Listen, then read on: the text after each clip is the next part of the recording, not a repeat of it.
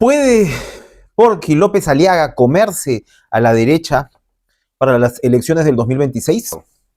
Porqui, el alcalde de Lima, ha tenido alrededor de 10% en, en las encuestas. 8, 9, 10, etcétera. Keiko Fujimori tiene 2, 3 puntos más. Hay quienes no creen en las encuestas, pero esto tiene alguna lógica de continuidad con las últimas elecciones, donde López Aliaga tuvo 11% en la primera vuelta. ¿Qué pasa? Hay gente como Hernando de Soto, que se acaba de retirar de la contienda porque ha renunciado al partido Progresemos. Chao, Progresemos, ¿no? O sea, cuando hablamos mucho del tema de los partidos de alquiler, bueno, yo creo que Añaños, Hernando de Soto, Carlos Álvarez probablemente, que son todos candidatos que podían tener alguna posibilidad y que tenían puntos a favor, quedan fuera finalmente porque no llegan a entendimientos con qué, con las combis electorales. Así que bueno, ojalá eso vaya desapareciendo del panorama, más allá de las virtudes o defectos de los candidatos en sí, porque el sistema es completamente pernicioso. Dicho esto, De Soto se retira y ¿dónde van a quedar esos 6, 7 puntos de preferencias? Ese potencial de 10, 11% que tuvo en la primera vuelta y con el cual se anuló con Porqui en el año 2021, ¿no? O sea, imagínate, si sumabas esos dos, hubieran pasado facilito, tranquilito a la segunda vuelta. Entonces, ¿cómo Porqui se quiere comer a la derecha? Con Keiko dice, no va a ir. A Keiko le atribuye no solamente su antivoto, sino lo que podríamos decir son resultados de estudios, de focus groups, intuyo, donde dicen que a ella la tilda como floja la gente. Si a eso le sumas lo que López Aliaga llama el mercantilismo fujimorista, pues López Aliaga lo que pasa es que está viendo y está tratando de construir, más allá de todo lo que se pueda pensar de él, una candidatura popular. Es un poquito seguir la senda de Castañeda y seguir la senda de Alberto Fujimori de alguna manera, ¿no? Que tenía este componente de cerros, tenía este componente popular y este componente de alguna manera anti-establishment, anti-gran empresa, anti-mercantilismo, que es lo que dice López Aliaga, que es el fujimorismo, y que eso se ha visto reflejado en las decisiones en el Congreso. Entonces, ahí no esperen que vaya a haber una alianza con Fujimori, porque claro, mucha gente en la derecha dice, oye, pero si Keiko Fujimori está diciendo, ¿no?, que ella está dispuesta a ceder, ¿cómo no va a ir la derecha junta? Bueno, todo indica que los cálculos te dicen que si bien Fujimori te puede traer esos votos, también te trae su antivoto, también te trae su antivoto. Bien, ¿qué le queda ahí? De Soto. Con De Soto no ha llegado a ningún acuerdo, pero han restablecido relaciones. Se habían peleado. López Aliaga dice que al primero que llamó cuando se muere Luis Castañeda, para que encabece la candidatura de Solidaridad, es a De Soto. No llegaron a un acuerdo. López Aliaga dice que él tuvo que ser candidato por necesidad, básicamente. Y no han llegado a un acuerdo ahora. No han llegado a un acuerdo ahora porque Hernando estaría, según el racionamiento, ¿no?, de López Aliaga, estaría pidiendo mucho. Seguramente es un buen número de senadores, ¿no?, de diputados, seguro designaciones en la plancha, qué sé yo. No sé exactamente lo que ha pedido, pero dice que está pidiendo mucho. El caso de Carlos Álvarez, está esperando la respuesta de Carlos Álvarez. Carlos Álvarez no ha renunciado todavía al partido este de Vladimir Mesa, pero ya Carlos Álvarez ha salido a decir, pues, que está pues prácticamente con un pie fuera, ¿no? Ya bien difícil que eso se restituya. Ya han filtrado por el otro lado que el partido de Vladimir Mesa va a poner a Armando Macé, ¿no? Imagínate.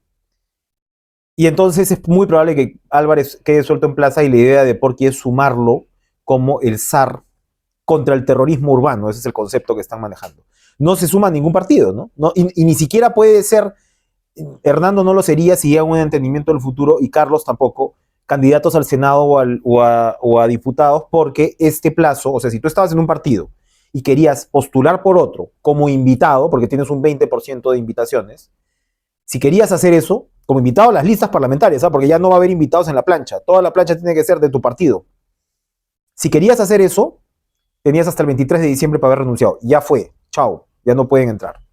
Lo que va a haber ahorita el 16 de junio sí es quienes quieran renunciar a sus partidos para ir con esa misma idea de invitados, pero en elecciones municipales y regionales. Es distinto. Eso es el 16 de junio, ahorita. Entonces, no va con Keiko, no va a ir con, hasta ahora, vamos a ver qué pasa, ¿no? Porque, como digo, ha recuperado la relación con De Soto. está esperando ir con Álvarez, pero siempre, como repito, a título personal, no partidario. ¿Quién está quedando ahí cuando se habla de la sobrepoblación de la derecha? En realidad, si uno se atiene a los números, el que está quedando más o menos es Philip Butters, que es un fenómeno, digamos, de vistas. Sus entrevistas las ven decenas de miles de personas, se maneja muy bien en eso, es una suerte pues de imán, de atracción, de atención, pero sin embargo a Philip hasta ahora no le ha ido bien en las encuestas. Philip dice que no cree en las encuestas, etcétera, etcétera. Pero el hecho es que habrá que ver en las siguientes encuestas si esa popularidad, entre comillas, se traduce en una intención de voto. Una cosa es que tú seas popular y que llames la atención de la gente y que entretengas a la gente, y otra cosa es que esa gente esté dispuesta a votar por ti. No es necesariamente lo mismo, ¿verdad? Entonces, si bien Philip domina una parte de ese escenario, hay que ver si llega a cultivar una audiencia que vaya más allá de ser audiencia mediática y pase a ser una audiencia o un electorado político, ¿no? Seguidores políticos. Eso todavía está por verse. Pero claramente ambos están, digamos, ya van quedando en esa línea de derecha conservadora si se cae la candidatura de Carlos Álvarez y la cancha se va despejando.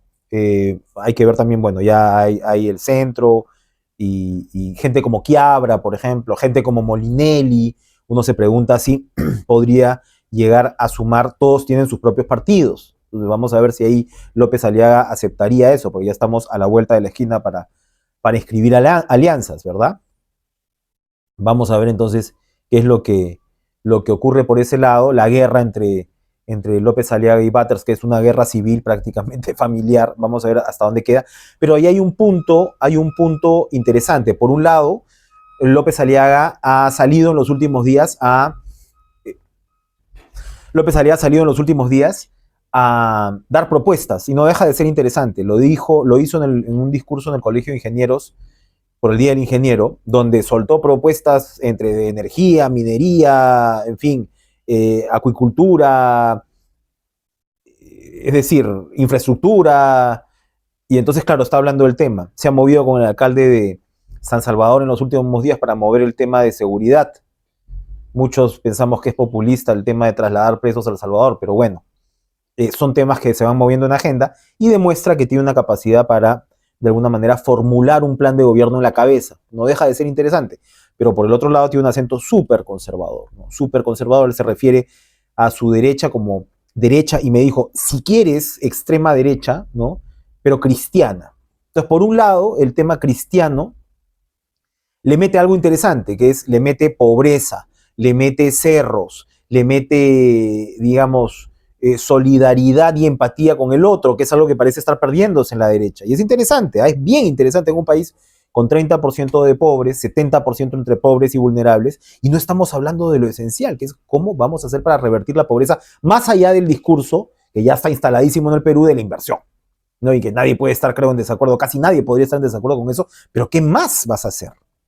¿Qué más vas a hacer en un país con esta cantidad de pobres? No es poco, no es un tema menor. Y López Aliaga lo está poniendo. El reverso de esa moneda es que ese cristianismo, ojo, no catolicismo, ¿por qué? Porque tiene una alianza con evangélicos, con los grupos cristianos, que son súper conservadores, y que si en el tiempo de Fujimori eran 2, 3, 4, 5%, ahora son casi el 20% del país. Y entonces ahí uno ve de todas maneras, claro, y López Aliaga es del Opus Dei, pero ve el tema, pues, del aborto y el LGTB y los baños trans, y uno se pregunta en el Perú cuánto peso esta suerte de polarización de lo que llaman batalla cultural va a tener en la realidad electoral. No quiero decir que el Perú sea ajeno, ¿no?, a todos estos debates, entre comillas, globales, pero el Perú siempre tiene sus particularidades y encuentra sus modelos un poquito diferentes, y encuentra sus salidas también un poco diferentes. Y lo que recién se está discutiendo en el Perú o en Argentina, por ejemplo, sobre estabilidad fiscal en el Perú, ya lo hemos recorrido hace 20, 25 años, y por eso lo único que nos queda es el BCR, ¿no? Y entonces, en fin, eso tiene sus particularidades, y vamos a ver si eso al final le suma, si tener ese acento conservador fuerte le suma o no a López Aliaga. ¿Qué dirán los cristianos si se suma finalmente Carlos Álvarez? Con todo lo que está hablando Philip Butters y Fiorella Molinelli, ¿no? De la sexualidad de Carlos, qué sé yo. Entonces ahí hay pan por rebanar. Entonces hay cosas interesantes, pero por el otro lado vamos a ver cómo se van estableciendo estos perfiles, además tomando en cuenta algo fundamental, cómo estos candidatos de derecha tan mediáticos van a conectar con el resto del Perú. ¿Qué tal van con sus alianzas regionales? ¿Qué tal van con los movimientos que no están en Lima? Que es absolutamente fundamental para salir más allá de su cascarón o de sus redes sociales, ¿no? Entonces, por ahí van esas preguntas de si López Aliaga se va a comer a la derecha o no. En la revista impresa, como les digo, tienen algunas respuestas más, pero vamos a ir viendo cómo va esta dieta de la derecha en estos días que todavía pueden parecer lejanos, pero son cruciales para ir construyendo las identidades en la campaña.